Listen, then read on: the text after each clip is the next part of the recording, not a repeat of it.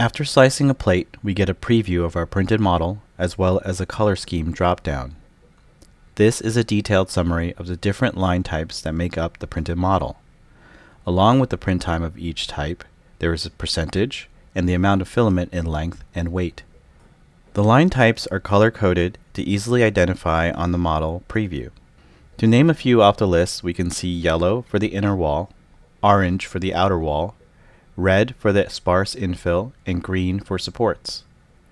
Below the list is a total estimation of the entire list, providing total filament, filament on the model, cost of the filament used, and the times for the print. Next to color scheme, we can also change this information panel to give us other visualizations, like filament, speed, layer height, line width, flow, layer time, fan speed, and lastly temperature. Another feature that appears when slicing a plate is the automatic inspection. This appears in the lower right corner. The inspection will look for any issues you may encounter with the model or the print.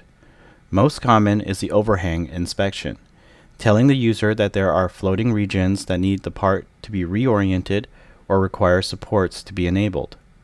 In our next video, we will go over the quick steps of sending a print to our printer.